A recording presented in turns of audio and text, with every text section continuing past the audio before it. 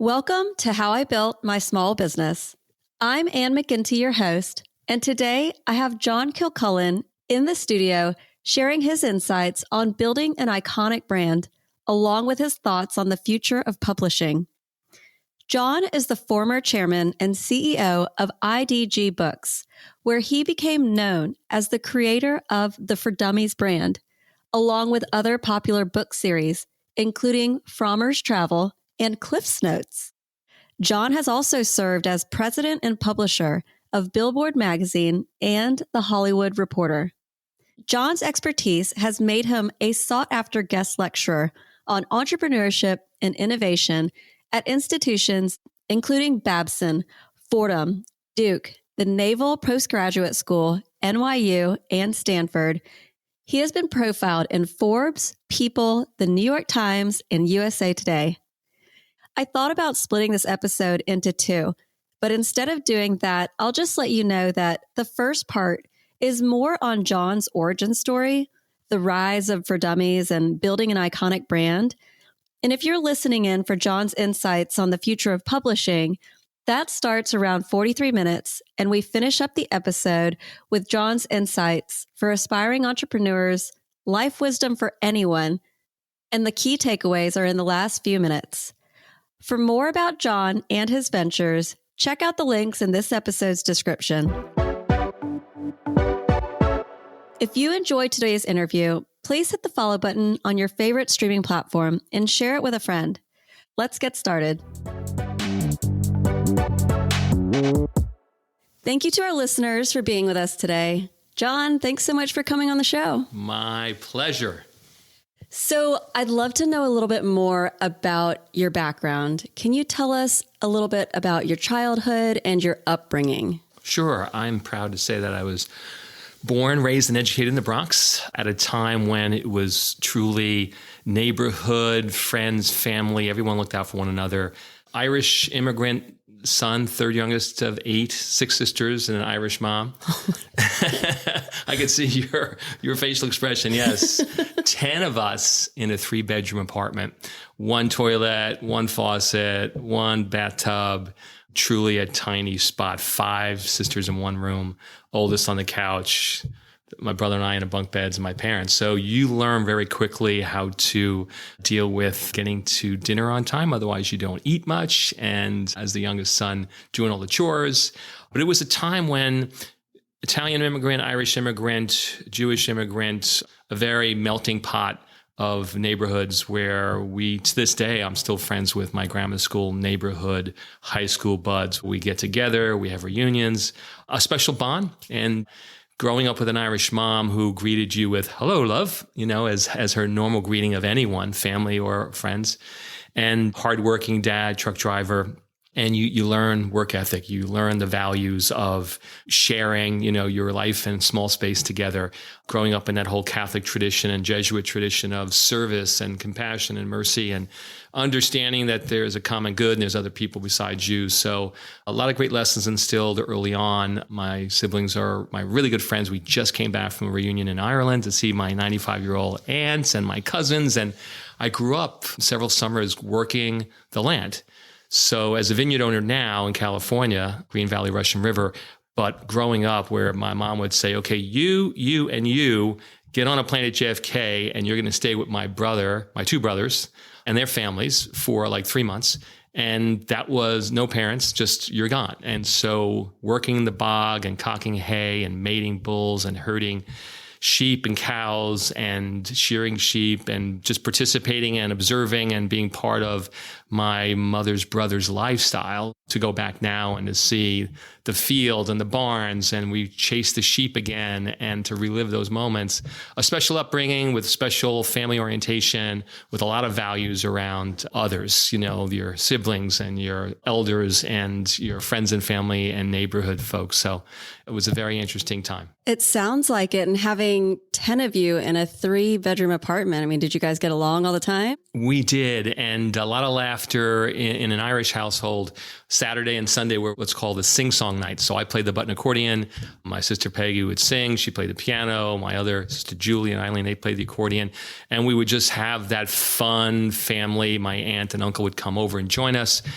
We all grew up under the value of family, and family is everything, and togetherness and sharing meals. And we were best buds going out. As we got older, we would go out to the beach and the bars, and a lot of really good energy, a lot of good laughter, a lot of shared memories of just those times with immigrant parents, seeing how hard they worked to make a better life for ourselves and how we all got along throughout that journey together. There's really something about the immigrant story. I mean, that hard work ethic, and you kind of don't really have another choice. You really have to work hard. Yeah. I mean, my dad would say, don't forget the signs Irish need not apply, which, he was confronted with. And, he was a truck driver, so he worked really hard. He got up at 5:30 in the morning and got home at 7:30 at night and did that for 33 years. And then he got colon cancer, and 2 years later he was dead. So you realize, wow, you work all your life. And my mom would say, I just want my kids to have a better life than I had. That's exactly what my dad said. That shared immigrant story. Growing up with little, but we had everything, right? That's kind of the duality. We grew up with not a lot, but we had everything. We had love and neighborhood and friends and family. And, the Irish food was always aplenty. So it was always an interesting time to know when your parents were working so hard. I put myself through college because I had to. I worked 9 to 5 as a day camp counselor with 5 to 7-year-old boys. And then I would take the train to Manhattan. I was a doorman, elevator operator from midnight to 8. And I get back on the train and repeat the cycle. So that's kind of, my parents did it. That's what we knew. Work hard. Yeah. Yeah. So what got you interested in entering the publishing industry? It doesn't sound like either of your parents were in this space. Not at all. But, my dad was a big reader, and he would always say, Johnny, solve the Irish problem and write to your congressman. And he would read the Western People and the Irish Echo and was always interested in what was happening back in the old country, as he would call it. I actually remember distinctly watching an ad. It was a Jiffy ad. And it was a boy, not unlike myself, on the top of a bunk bed. My brother and I did have bunk beds for a period of time. And he was reading a book, had glasses on, and then his mom came in with a little snack, a PB&J snack, and it was the Jiffy. I'm that kid has got glasses. He looks erudite and cool and smart. And he's reading a book. I literally went out. I started to sign up for the book club and got all the Tom Sawyer and all the classics of the moment and day, and went to school for communications. And I did a year at Madison Avenue as a media buyer intern, and I was offered a job for a whopping $11,000. And I did have another Fordham grad who was in a search firm, and he said, well, we have this publishing, sales, traveler, and publishing scout job. So it was either Madison Avenue at $11,000 or a company car and $14,000 to leave the Bronx, because I didn't live on campus because I couldn't afford to. So left home July 23rd of 1981 and went to New England, which was my territory, to sell textbooks to professors that were smarter than me, knew more than me, and often didn't want a book because they already had their notes and they were entrenched in their actual curriculum, and then to scout for authors. So that was how my journey with publishing started. So what did you learn from that selling journey? Because sales, I think, is something that nearly every entrepreneur needs to figure out at some point. It's interesting. I agree with you. The sales journey to do cold calling, literally in snow in Vermont and New Hampshire and Massachusetts and Rhode Island, my 4-state territory, literally and figuratively cold calls. And I figured out some things. How do I get a professor to pay attention to me? He didn't want to see me. And when I was presenting books for sampling for them to evaluate our textbook, the McGraw-Hill salesman behind me, I was at Prentice Hall, would have the used book card and we'd be buying the books that I was leaving off and sampling. Really crazy dynamic. So I found out when they got paid, and I went to Dunkin' Donuts and I stapled my business card and I went into the teacher's lounge, and I all knew they got paid, so better mood. And I all knew they would want a donut at some point with their coffee. And that's how I stood there and introduced myself and made some conversation, which ultimately led to a permission to have, potentially a presentation. The other issue was I couldn't get any sales in Vermont. And I read the whole John Malloy book, How to Dress for Success. I had my gray pinstripe suit, my white shirt, my red tie, my black wingtips, and I was probably fine in Boston, but in Vermont, no sales. So I did sign an author, Paul Culture, to write technical mathematics. And I said, Paul, can you help me out? I'm right out of college. I'm 22 years of age. I'm getting no traction here in Vermont. And he said, John, it's easy. When we see you come and we run away, you're dressed like someone from the city who we have no empathy or interest in engaging with. Literally, I got it.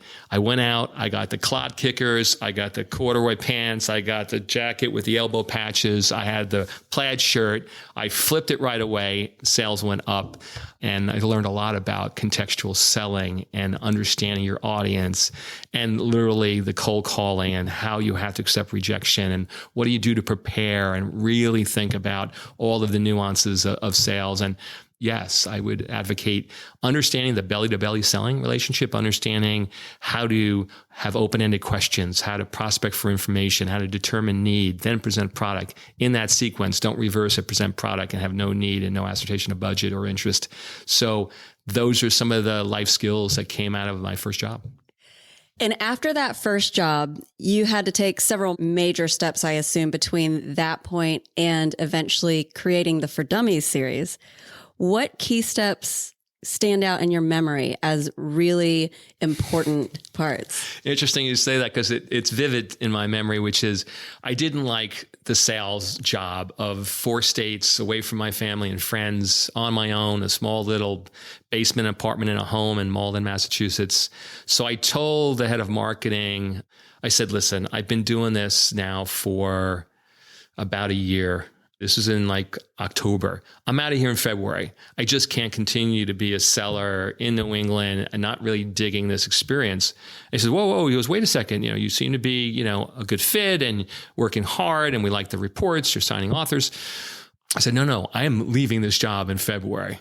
And kismet, vision, whatever you want to call it, I got an offer from the home office to run technology and software sales and marketing. And literally I was back in New Jersey, Englewood Cliffs in February. So sometimes like these little moments of your vision and your inner fire in your belly is like, listen, this is not for me. So I got promoted. That was a stepping stone into learning about marketing and launching computer software and the early age of technical books. And so that became a strength of mine, was the technology, software, and book part of the process. And then I had a colleague who moved to Indiana, and I worked for a technology publisher in Indiana. And then I came back to New York to work for what is now Random House. And I was managing the largest customers, came on at the time, B. Dalton and Walmart. And I did the largest promotion in the history of Bantam AA Dell at that moment for Louis L'Amour. And it was 675,000 books for one customer for one Father's Day promotion. And we had 68% sell through. He passed away during the weekend of the promotion and everything was a collector's item. So just crazy stories about timing and seasonality and just making your own fortune and luck and having a vision to execute. So all by way of saying, at this large company, I always, coming back from my immigrant son roots, would be sitting around the first Tuesday and Wednesday of each month. You couldn't travel, and they were going to present 90 new books. And it's in this very large conference room, and there might have been 30 plus people in the room. And what I always witnessed was the editor and publisher claimed all the vision and prescience and smarts when the book worked. And when the book didn't work, they blamed the salespeople. And I'm sitting there saying, what's wrong with this equation? The corner office, elitism, effete snobbery, they know better. So I said, I'm going to start my own company. And I had that fire in the belly to say, hey, I really understand technology and technology information. So I went to what was then Random House. And I learned later that it said, like, John would always be a number 2 guy, but never a number 1. So that stuck with me. And I ended up moving to Silicon Valley in Northern California and worked for technology, research, media, magazine, training company. And I remember the person who hired me, he said, listen, why don't you start your company on our nickel? So it was smart money. They had infrastructure, they had research, they had VC, they had magazines and media and training.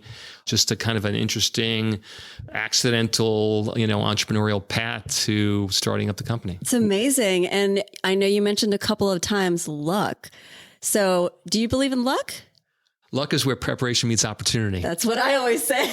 And I'm Irish, so we do have the gift of gab, and we have a little bit of the Irish leprechaun charm. So I believe that there's a little bit of everything, and making your own luck and listening carefully with an open mind and an open heart.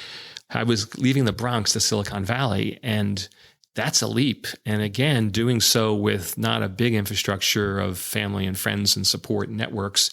You have to have confidence, and you have to have this fire in the belly, because I thought there was a better way to create a culture of innovation in the publishing world, which was long lead times still to this day.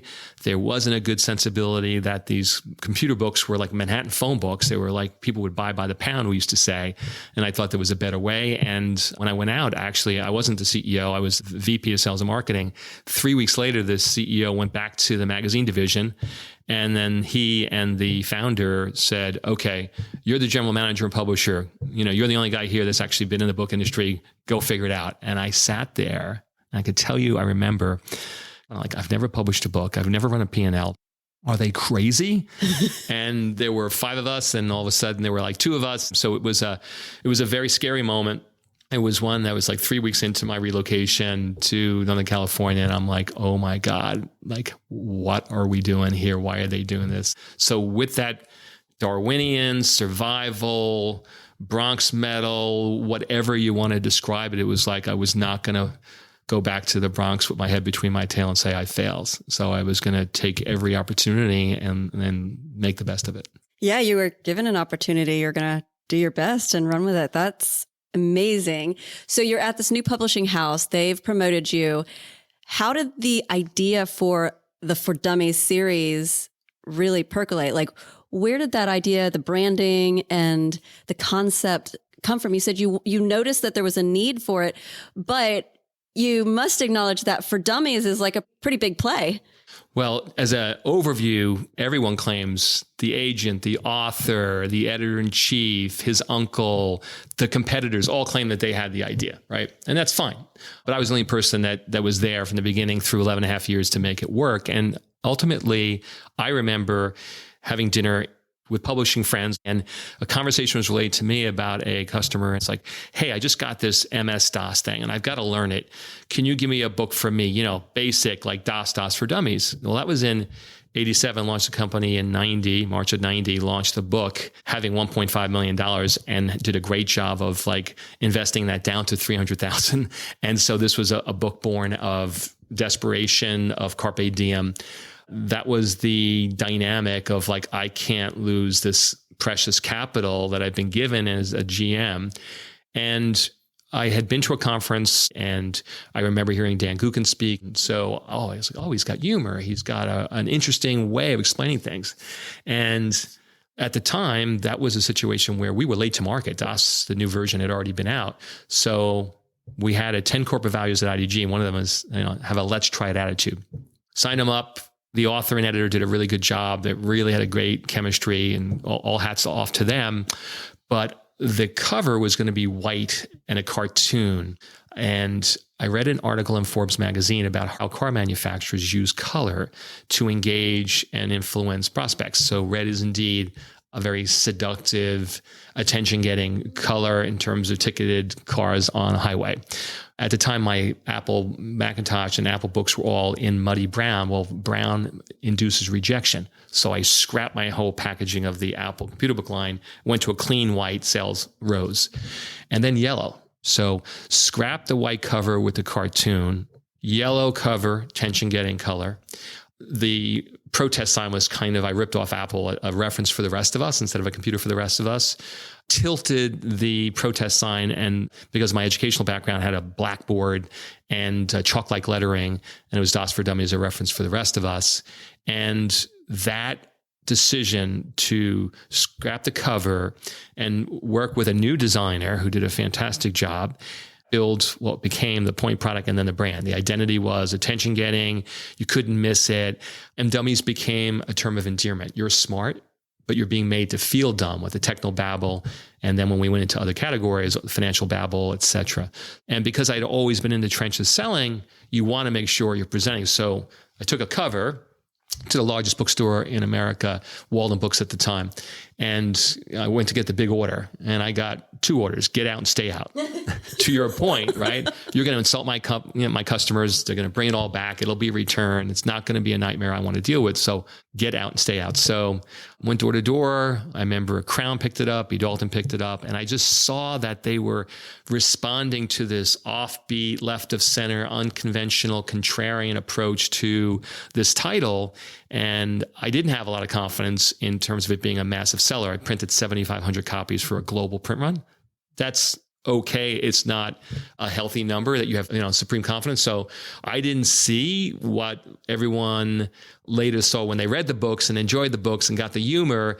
But even little things like I love David Letterman, the top 10. So I put the top 10 in there. So that was something where memorable, right? My educational textbook publishing days, marginal notes of the icons, the little bomb and the bullseye and the tips and the tricks. So there's a lot of interesting moments, and it was a great collaborative experience. Again, authors, editors, great salespeople. We really had that little publisher who could.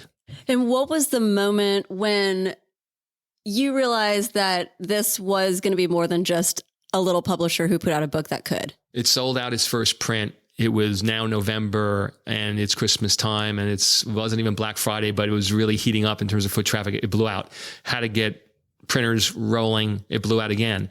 And I got the sense, okay, I'm down to my last 300,000 from a 1.5 startup capital. And so when I knew was when the demand from customers really said, you've got something here, and the reorders came in, and then we expanded distribution, and there was a real buzz that there was something really interesting, and went to the top of the Published Weekly bestseller list. It got a lot of attention. So I'm like, okay, what's next? Okay, PCs, got it. That's natural. Windows, big market. I'm like, okay, the Apple world, right? Well, my employees at the time were like, no, John, you don't get it. The value in this series of books is that it's alliteration. So if you're going to do Max, it should be Max for meatheads and Max for morons.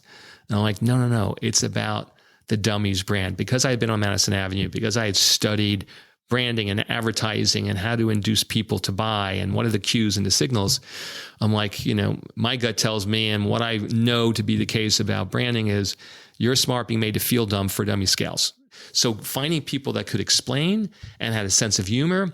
And then in 1994, I violated the parent company's corporate values and I went into business because we're supposed to be a company dedicated to our mission of pursuing information services on technology. So now I'm doing personal finance, but I had employees and actors go to outside Madison Square Garden on 8th Avenue, there's a large post office there with dummies figures and yellow high top Converse, and got on TV at CNBC, and it took off from there. And so interesting enough, the CFO, and for anybody who's looking at, ideas in business, you have to have a good financial partner. And at the time, the CFO was totally against books.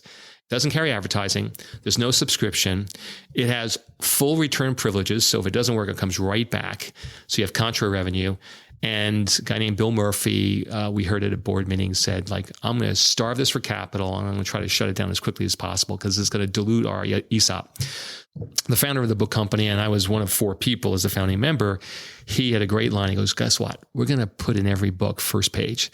The publisher would like to thank Bill Murphy for without whom this book would not be possible. True story.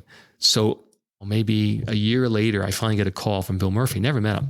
And he goes, it's Bill Murphy. I said, hey, Bill, yeah, I know you. Have we ever met? No, we've not. I've not been back to Boston. I'm out here in California. Well, you're going to take my name out of the book. I'm like, no, why? We heard that you didn't believe in the company. We heard that you wanted to underfund it. So we're going to keep it in there. And then as soon as we turn a penny a profit, we're going to keep the line in, take out your name, CFO, and put in the Uber founder, Pat McGovern. And that's what we did 17 months later when we turned a penny a profit. But I bring it up when we broke into business because then all of a sudden I'm getting memos, good news memos from Bill. You should do mutual funds for dummies and taxes for dummies, and you should do financial planning for dummies. So you have to get that financial partner to really, in our case, being a respectful rebel with a sense of humor and approve it to you attitude. I was like, yeah, we're going to prove it to you, Bill. And we'll take your name out once we start turning profit. At this point, how many different versions of For Dummies do you have? As of today? Yeah. Well, I took the company public, sold it. John Wiley is the publisher of record, and there's over 3,000 titles. Oh my gosh. And over 250,000 sold and $2 billion in retail sales, and Going abroad, we're able to do local like Aussie rules or rugby. But a couple of thoughts as it started to scale, I kept asking customers, which I was off to do, what's next? Where do you see a market? Where is there a hidden need? And they're like, God, you're doing so much. I don't know. But for God's sake, you're not going to do sex. I'm like, good one. I like that. Smart. So our publisher in Chicago, Kathy Welting, reached out to the agent of Dr. Ruth. We needed someone who's credible, had a sensibility of explaining things in a very commonplace way. So she calls my office, and I always had a habit of trying to anticipate who was calling. And I was, John. I'm like, oh, Dr. Ruth. John, how did you know I was calling? I said, I'd just like to know who's calling. And I don't do it, John. Why not, Dr. Ruth? You're the perfect, person. You understand the audience. You've got a great domain expertise. You make sex and sexual literacy really, easy to understand. I don't do it. I don't write for dummies. I write for smart people. But I just want to let you know, I think about it, but I don't do it. Hang up the phone. 2 weeks later, get a phone call.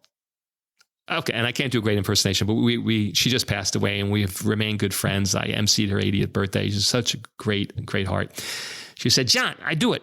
I said, Dr. Ruth, what happened? She goes, now here's Dr. Ruth, who lives in a Dominican neighborhood in Washington Heights. So she did.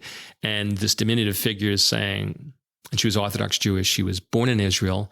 She lost her family during World War II in Germany. And she says, I do it. I studied the Talmud. And John, a lesson taught with humor is a lesson retained. And I do it. And I'm like, boom, we signed it up. Could not get that book in various markets for whatever reason. So she spoke fluent French. So we sent her to Paris. Even though we're going to the land of love, they're like, we don't need that. Like, we don't need sex for dummies. And our publishing partner put a condom in the inside back cover with an arrow this way up. So there's a whole funny approach. Sales took off. She was a great spokesperson. What a wonderful personality. And she had a great way of explaining whether it was financial literacy or technical literacy or sexual literacy. That was the essence of the brand. And I knew that from my Madison Avenue days and said, okay, we can scale this. And we had great margins. We had a great team. We were able to find, for instance, Gary McCord. He was fired from CBS as the Masters analyst, golf analyst, because he said, and I quote, the greens are as slick as wax bikinis. And like, that's my guy. So Gary McCord says, I know why I need to do this book, because I'm the technical golf advisor on Tin Cup, and Don Johnson and Kevin Costner don't know how to hold a club, the etiquette. And so he did it. Great guy, had a lot of fun with him, and he got Kevin Costner to write the foreword to the book. We allowed each publisher to kind of translate this. So in France, it was Pour les Nuls, which is loosely an old TV show for zeros. And then in China was Ding and Dong Lauren. So, we tried our best to keep the sense of humor, keep the fidelity of the brand, the packaging. Licensing was a big part of it. So that helped. We did classical music, dum, dum, dum, dum. We did a lot of interesting things. Yeah. And over that time, 3,000 titles, you may not have had a touch on every single one, but of the ones that you did, which experts to you just were standouts? Like, what interactions did you have with some of these co-authors, I guess? Is that what they were? Well, no. So they were all authors, right? So the publisher is providing the advance, the royalties, the infrastructure. We would obviously keep the packaging. So since it was our idea, we would control the look and feel and the packaging. The words, the manuscript would be a collaboration between the author and sometimes a co-author, but the author and our editor. So we had the editorial guidelines, we had the brand guidelines, we built the brand packaging, and was like, this is our brand, this is our series. We'd like you to contribute to it. And of course, a lot of people raise their hands, go like, wow, I can make money here. This is great. What we'd always say is an idea is not a manuscript. A manuscript is not a book. A book is not a series, and a series is not a brand. So I have to explain to people, like, this is what we do. This is what we're really good at. And so I would say playing basketball on California Street with Eric Tyson and then signing him up to do personal finance for dummies and having him bring Charles Schwab, that was incredible. Hearing Dan Gukin speak, having him sign up for Das for Dummies and having a great sensibility. But the related Das for Dummies story is we, in our parent company, had these technology conferences, and I was with Bill Gates and an afterglow event. It's 9:00. The whole program for the day was over. And I said, Bill, what do you think of Das for Dummies? And only Bill Gates with those glasses and squinty eyes, he goes, I think it's an exercise in self-flagellation. So I'm like, did he say caning or farting? But I know whatever he said, it was not a good thing. So It was a memorable moment to be safe. And here's the interesting take on that. A year later, Microsoft called me to do the manual for the latest version of DOS, which we turned into a great profitable business. And they always said, John, like, we're really good at the tip of the pyramid. Early adopters, CIOs, CTOs, gearheads, geeks, you're really good at the base of the pyramid, the user, the mass market, the people who are smart but being made to feel dumb. And that's who you were writing for. Yeah. So those are memorable. Dr. Ruth, I mentioned, was memorable. Gary McCord was memorable. I remember Stephanie Seymour, who did Beauty Secrets for Dummies, and she said, John, you can't tilt my photo. Like, that's my smile. That's my brand. You can't like tilt it. I said, but that's our brand. That's what we do. And I had dinner with her in Chicago. So that was memorable. There was both, pushback. There was a culture of collaboration, a culture of invention, and really working together so that it was the right expression for that particular topic. The essence is, let's keep it, really to a reference, which means you don't have to read it cover to cover. You have a problem. You need a solution. You can go to the table of contents or the index. You can zero in exactly on what you lead. And that's how we compartmentalize the whole journey, was you don't have to read it cover to cover. It's like user interface, just made it simple to apply. Yeah. So where in your journey did the Hollywood Reporter and Billboard come into play? Was this pre-Dummies or post? So post. So we took the company public in July 98.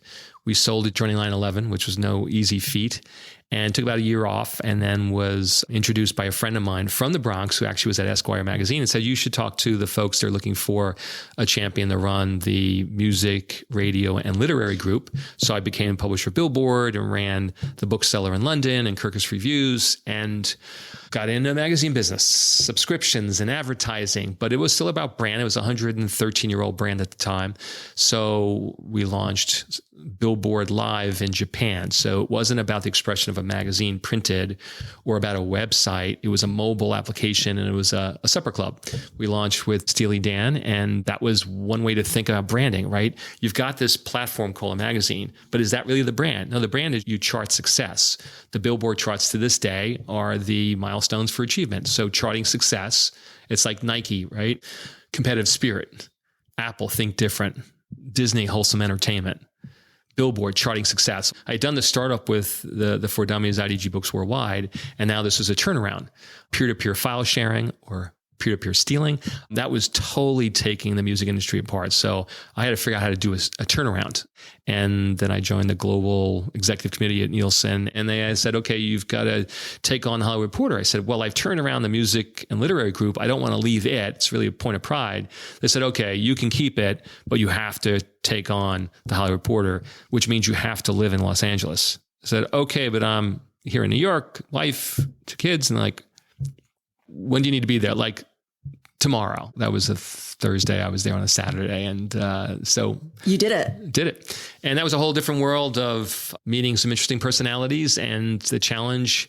So Harvey Weinstein, my story with him personal was my wife and I were at the Cannes Film Festival. We were staying at the same Carlton Hotel, 2:00 in the morning.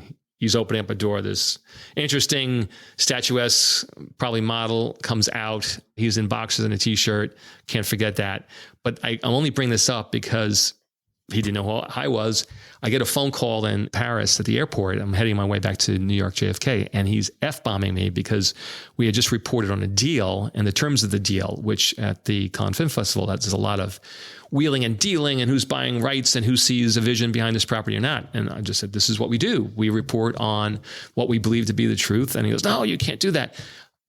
F-bombing me in Paris, literally in the security line. I got into JFK, F-bombing me again. So it was an interesting experience where journalistically you had to opine and comment and analyze and review on the industry, the people, the moves, the success of a TV show or a movie.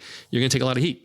And so that was a whole different challenge than what I had heretofore learned about. So, but a lot of great people I met along the way. I remember meeting John Travolta, Jodie Foster, really nice people. I spent 3 hours with Helen Mirren at one of the Oscar parties. I remember John Travolta and George Clooney said they never met each other.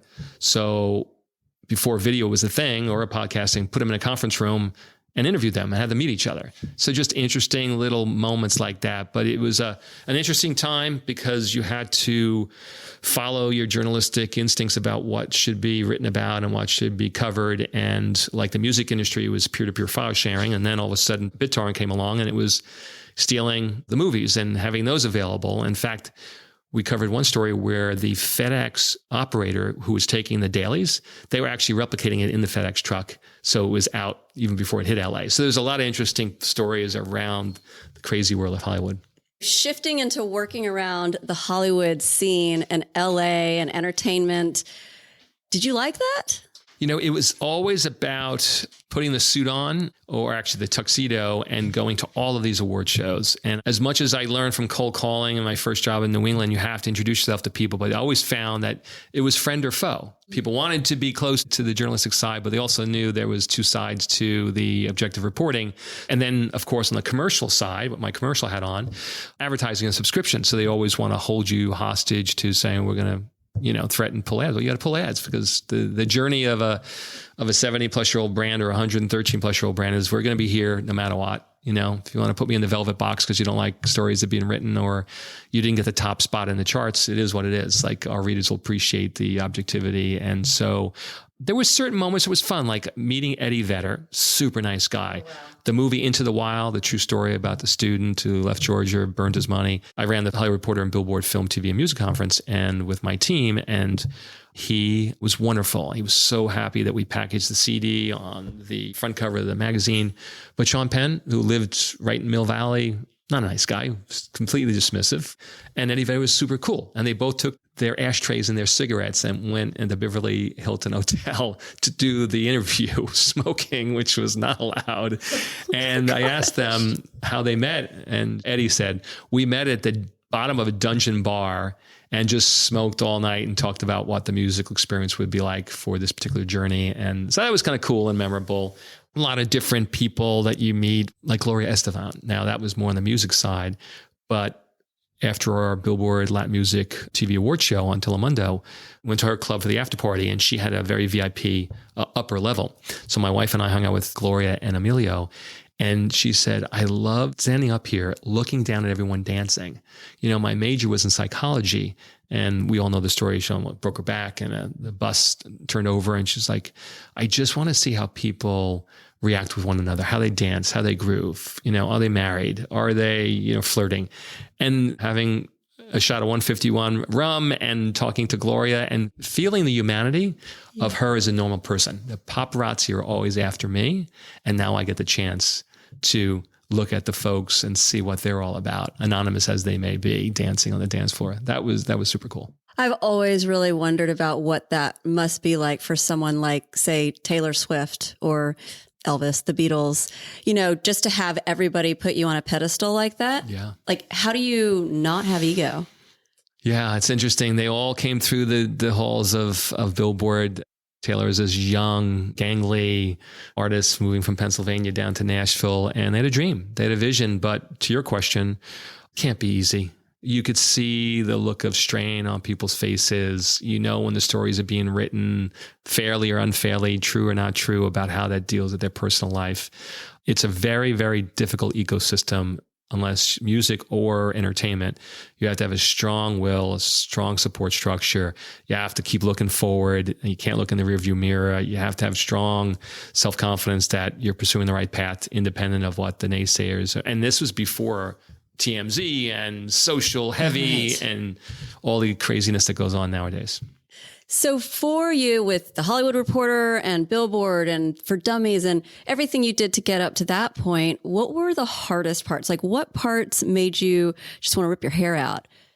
In the startup, one of the toughest situations was we had launched our company with commission rep groups in the United States, and I threw a party, and all the reps and the heads of these regional commission groups, these sales teams, drank the champagne, were ready to come to the sales conference the next day.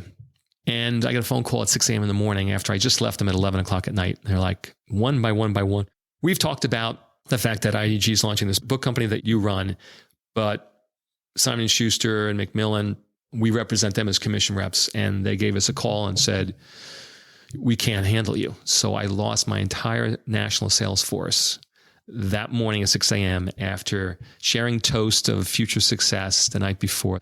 And that was a low point because now I have no sales force and I'm launching a product line and I have a team that looks up to me and I have a parent company that's wanting to know what's going on. So what I told them at the time, as desperately horrible as that felt, I said, you're going to regret this decision. I'm telling you, that's a big company. I'm a small company. They're established. I'm not. They're going to cut ties with you at some point. They're going to take it in-house. But you watch us, we're going to be a rocket ship. And then 17, 18, 19 months later, they did the same thing. They took all of those sales reps jobs in-house and they cut out all those commission reps. And then I got all this hope to come back. And I'm like, no, we're on. So that was tough, losing your national sales force at a launch party, thinking that there was, genuine kindred spirits and commitment. And then hours later, they bow to the big, fearful, large publisher who worries about our entrance. So that was tough. I would also say what's always tough is when you have anybody who doesn't see their potential or want to realize their potential and doesn't really want to do the work and doesn't believe they need to do the work to motivate and to manage either up or out. Never easy. If you have a heart, it's hard to do a reduction in force. If you have a heart, it's hard to let people go. It's always tough. And when these things happened that you'd never encountered before and maybe they really set you back, was there anybody that you turned to at those times to just seek some guidance? Like, did you have any mentors in this journey? Great. That's a wonderful question. And there were certain people, like I remember Pat McGovern, who was the founder of International Data Group, who had the vision that their books would be a key part of the commercial process of learning about technology. And I would ask him a question and I would say, I want to build a warehouse. We need to improve our margins and we can build a warehouse. And so I was like, Pat, I'm just looking for your opinion. He goes, John, you asked me. You're the product champion. You're the domain expert. You're in the market. You know the answer. You make the decision. So even though he didn't give me an answer, he gave me an answer. Follow your gut. Stay close to the trends in the marketplace. Know that you've done your homework. I trust in you. So Pat McGovern, I say, was quite the visionary leader of this, what became $1 billion company. So he was always someone that I would turn to. And then there would be just, our family, talking to people in my family who run businesses or sports coaches in college and just like, what's it like, with managing people and how do you deal with, these dynamics in the marketplace? IDG was a special ecosystem because CEO colleagues or parent company executives or founders, there was always this collegial respect. Like, I'm going to ask a question because I've never done this before. And I'm going to respect that you've done parallel things before, not in my space. And to this day, I'm still friends with those folks. Oh, amazing. It's a beautiful thing. That really is. If you were to, let's say For Dummies wasn't out and it's, 2024 and you were to do this all over again, would you change anything about your approach given the digital landscape and how publishing has changed in the recent years? Indeed. I've been executive chairman of Fast Pencil. I have counseled authors, and I'll say today, the only thing that's certain is that there's a producer and a consumer. And everything else, retail, wholesale, publisher, printer, is all part of the kind of middle. And I would go direct to the customer. I would get their email name. I would get their mobile number. I would build a relationship directly. If you look at the wine industry through COVID, if you had a direct-to-consumer D2C business, you were able to be insulated from all of the wholesale retail closures. So whether it's that industry or publishing, I would say, build your expertise directly with your readers and your customers. Use all the available platforms, whether it's KDP at Amazon. They'll create the A+ page, or you'll create the A+ page. You can do some AMS ads. They'll print it for you. They'll ship it for you. They'll build it for you. You don't need a small, medium, or large size publisher. There's a point of pride, and there's some infrastructure turnkey nature to that.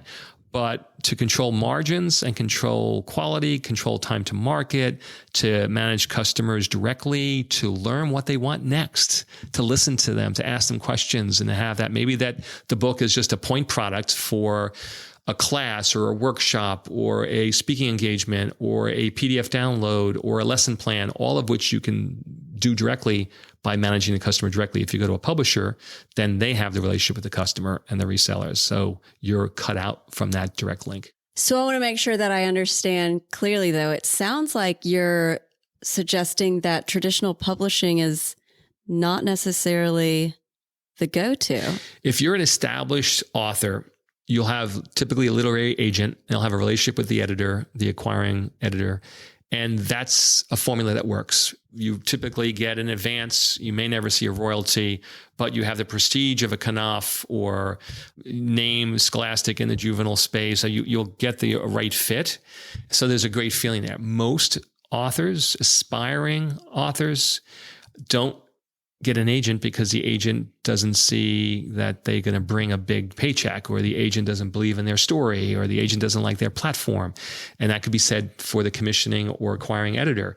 They're going to ask you a few questions. What's your Facebook, Instagram, TikTok, LinkedIn audience?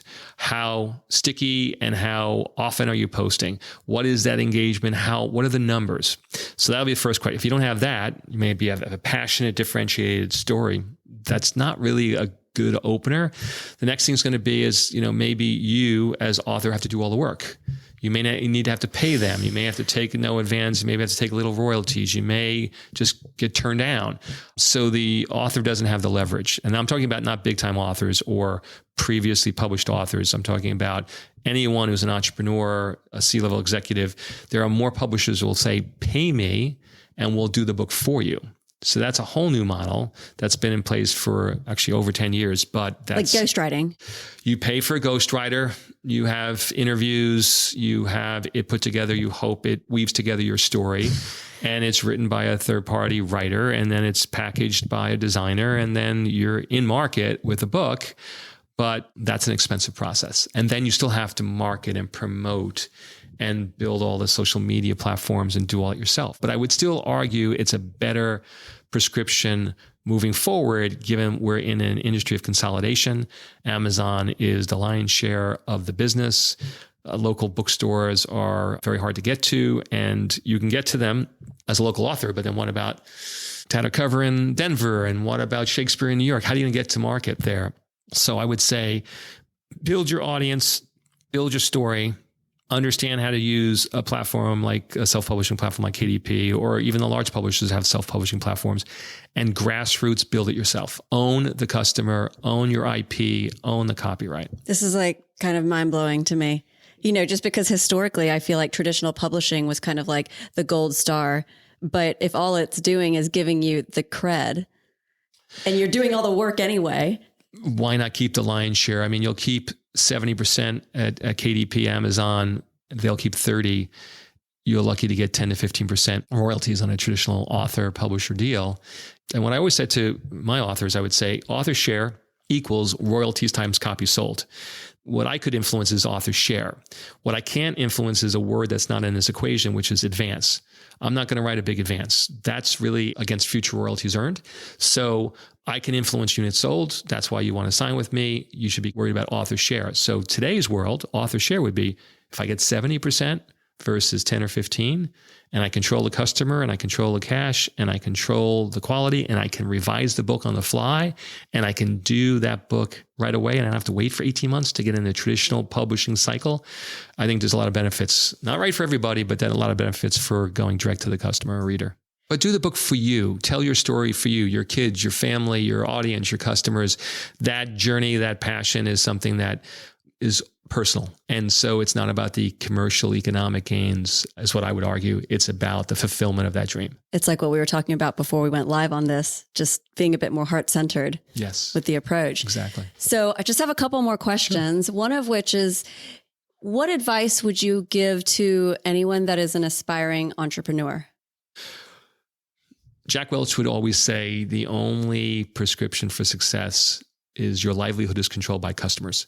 And I learned from being a salesman for most of my career, whether I'm selling ideas or going public and selling to investors, is get in the marketplace, stay in the marketplace, The answers are in the marketplace. Don't surround yourself with yes people and an entourage. Know your competitor, know your customer, understand your cost structure, the 3 C's.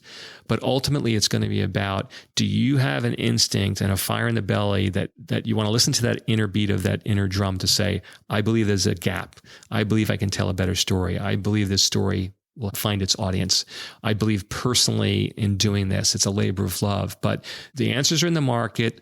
Stay close to the market. That's super important. Then build a virtual team. And that virtual team may be outsourcing creative or whatever business that you're in, that you can have fractional workers. I remember Mick Jagger always saying, like, this is the only business where we can create 375 million and we all get together for 12 to 18 months, and then we all disband, right? So surround yourself with positive people. Surround yourself with people who really are going to encourage and listen.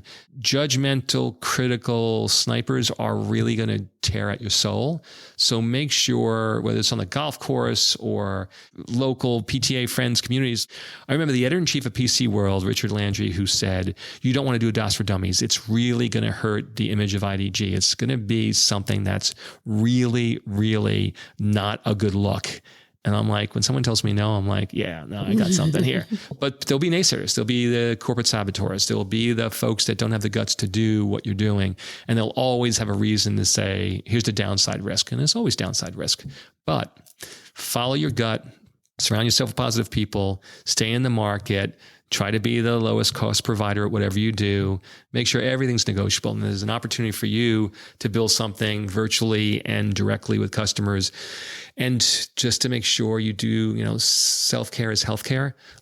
Do the work. And the work may be self-worth and self-praise and self-confidence. It may be working out. And who do you surround yourself with? Where's your fitness? Where's your mind, body, spirit alignment? Yeah. And a book, Confessions of an Ad Man, David Ogilvy, I always remember, hire to your weakness. You don't know it all, and you don't know what you don't know, right? And there's a great book called The Hard Thing About the Hard Things. Really understand it's hard. It's tough work. My niece has a hemp-based towel company called Enact. It's an act of kindness, Enact. And she's doing really well, hustling, bustling, getting angels, getting investors. She worked at Under Armour. She worked at Prana. She's been in the global sustainability sourcing. She goes, I have a better way. I believe that this sustainable, organic, hemp-based composition of this towels are really going to work. And she's doing it. She's making it work. And here's an interesting thing. A friend from the Bronx who's an inventor is invested in the company. And so the Bronx roots are strong and vibrant, and there's so much love and support growing up in a community, wherever you are. In our case, it was, immigrant sons and daughters really coming together to really support and help each other. What you're saying about surrounding yourself with positive people is a really big part, I know, of my own journey too. It makes such a difference. If you've got someone who says, no, you can do it, just believe it, you can do it, versus someone else just like, why would you do that? You're going to compete against all the big guys. You're never going to be able to do anything, right? So it's just that energy. That's right. What was it about your podcasting road less traveled that you followed to say, I want to do this. I want to establish my voice and my audience my way. So that eventually I will write a book, right? Okay, that's been sort of put on the back burner because once I realized I can start sharing some knowledge with people immediately by doing this podcast, let's go with that. But the real spark was honestly wanting to show my kids that you should find something that challenges you, where you're constantly learning, connecting with people, really dropping down into your heart and just enjoying the process and not being necessarily so goal-oriented and focused all the time. I get it in certain circumstances, but for this one, I just needed them to see that the process is so enjoyable and that I can do hard things. Yeah, it's a beautiful thing. And what a great role model. And they're listening and they're watching and they're observing, and they'll embrace that into their own DNA. I believe it. I see my 4 young men. But what I say to everybody, to your earlier question, is dare to be different, take the road less traveled, understand that failure precedes success. Like that DOS for Dummies was the 3rd book that really, really resonated. And if you think about Led Zeppelin and Bruce, their albums were the 3rd albums before they really kicked it into high gear. And understand that you don't have all the answers. You don't know what you don't know, and be open-minded to listening and learning, and carpe diem, have that sense of urgency. So it feels like innate optimism. Is this something that you've always had? I've been called toxically positive. I've been called Captain Optimistic. I've been always high energy, high motor, probably rose-colored glasses, maybe my upbringing, like we came from humble beginnings, and to see the good in people and to see that there is a possibility to do fun, good things. I've always had that hyper energy of making people laugh and wanting to do things that would uplift versus tear down. And so I think that's just part of how I grew up. You build people up, you don't tear them down. So my final question, this is one that I ask everybody, is if you could just go back and have, say, dinner with yourself, your younger self, and share some stories from your journey to prepare yourself for what is about to come, or to share some life wisdom that you've gained, what would you tell yourself? Great question. I would think about, this is heavy because maybe it's the California side of my journey, is this whole notion of mind, body, spirit. Important to get that alignment right. Important to understand that you have to, in a very positive way, and not in an egotistical or narcissistic way, it's like have that self-praise and self-worth and self-talk that's positive and upbeat and really restorative and supportive, right? So you got to get that mind and that body. You know, when I was having a tough time in publishing, getting stressed out, what do you do in your fitness? Like self-care is healthcare, right? And spirit, like what's your spirit? What's your faith? Entrepreneurs by definition have faith. They may be agnostic, they may be atheists, but you have faith. You believe you can build and create something that's sustainable, that you're going to fight the good fight to do that. So that mind, body, spirit conversation, I think is important. Also, make sure you're filling your mind and your head and your body with all that positivity. Like some of the very early books I read, like The Power of Positive Thinking, Norman Vincent Peale, Think and Grow Rich, Napoleon Hill, Confessions of an Admin, David Ogilvy, just books that were inspiring and fill you up with really great insights and knowledge. And remember, build a culture of togetherness and inclusiveness. That was growing up in the Bronx, like, 10 people at a table. You had to get along. It's okay to fail. What do you learn? Fail forward, fail fast. Really, what do you learn? What's the learning experience in the failure? Take risks, take calculated risks. So those would be some of the lessons I would share. Those are incredible lessons. John, thank you so much for coming in the studio today. So much fun. So glad this venture is doing so. You see you beaming right now. Well, I think I just love hearing how people have learned, and I love the stories and the history and the vulnerability, and it's fun to me. So I appreciate, though, all of my guests, because my guests are the ones who listeners are really coming for. So thank you. Well, thank you. And I'm glad you mentioned this word vulnerability. And my wife, Jessica, she says a lot is be vulnerable, show weakness. It's okay to not just always have this veneer that everything's great. Be honest, be open. Thank you so much. Be well. Thank you. Today's key takeaways. Every entrepreneur should experience sales firsthand to learn resilience, adaptability, and the ability to engage authentically. To master sales, practice contextual selling and tailor your approach to your audience. Learn to handle rejection and keep going. Understand belly-to-belly sales and what it means to build real relationships. Ask open-ended questions, get to know your client, identify their needs, and present your product or service accordingly. Ask yourself, why would my customer want to engage with me? There's a famous expression that luck happens when preparation meets opportunity. So be ready, be open, and listen with both your heart and mind. Carpe diem. Make the most out of every chance you get. On branding, make sure your brand is impossible to miss. Be bold, grab attention. Can you tell a better story than your competitors? If you're going into business, you need a strong financial understanding. If you don't have that, partner with someone who does. Ask your customers for insights. What do they want to see? What is missing for them? They may hold the key to future innovation for you and your business.